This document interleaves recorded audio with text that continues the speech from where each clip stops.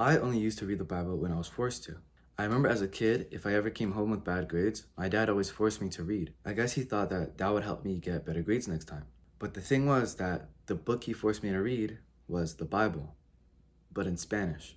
And so from a very early age, I started to almost resent the Bible and almost hate to read the Bible because it kind of meant that I did something wrong. It was like some type of punishment and I was being forced to do it.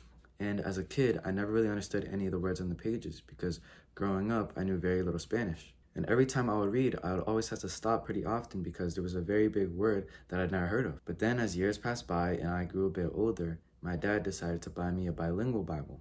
So English and Spanish. But still, I would only really use it for church. Other than that, it'd just be on my shelf just collecting dust. And then I remember coming across multiple Christian videos on the internet, back then in TikTok. And slowly but surely, I started to read my Bible more and more on my own.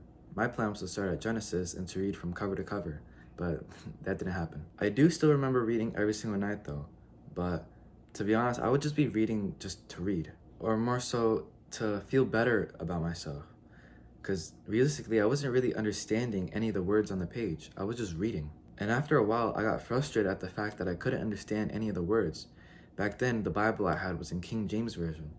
And at the time, I didn't know that there were more versions of the Bible. And me being a kid at the time, I never really understood big words. Like sometimes there would just be lines I would say like, "Thou shalt not go into the land." Like, what does that mean? So then as I got older, I started to read the Bible every time before I went to sleep. But again, I wasn't understanding anything I read. I would just read so I can call myself a Christian. I wasn't really living the life of a Christian man, but I also didn't want to accept the fact that I was lukewarm. But after a while, I stopped reading the Bible altogether for a long time. And then in my 8th grade year of middle school, I remember a friend who just recently turned Christian and he would bring his Bible to school.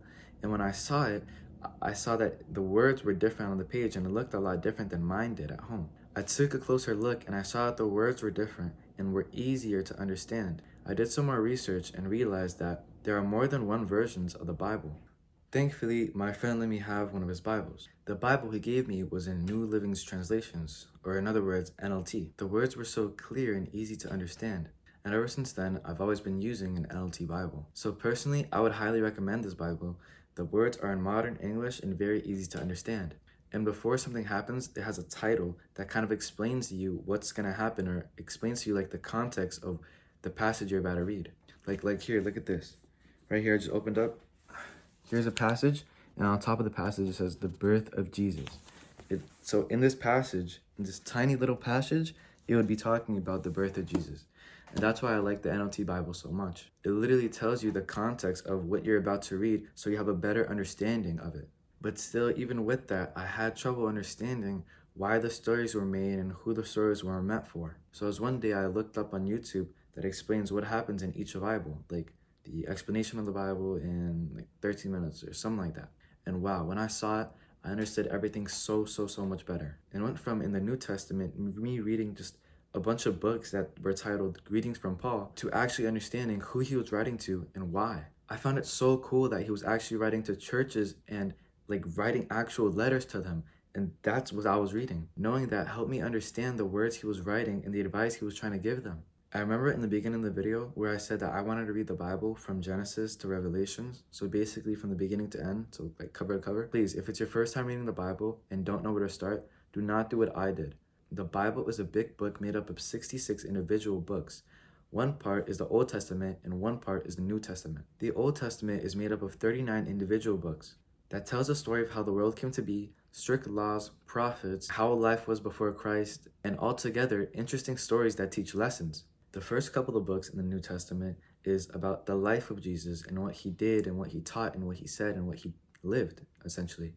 And the next couple of books in the New Testament shows what happened after Christ's death and the spread of the Christian church.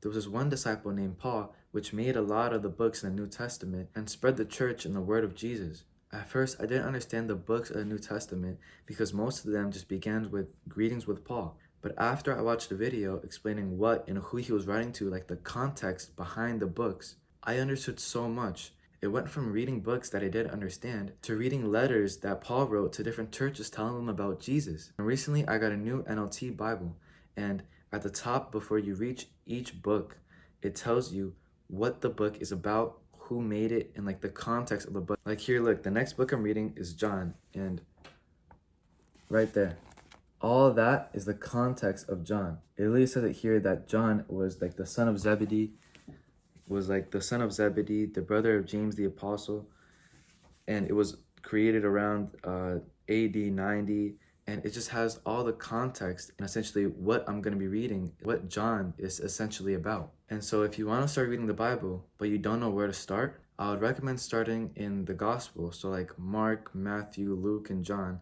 because those are the eyewitness accounts of Jesus of Nazareth. But I hope you enjoyed the video and got a lot of value from it. If you have any advice for me, please let me know in the comments below. But other than that, God bless you and have an amazing day.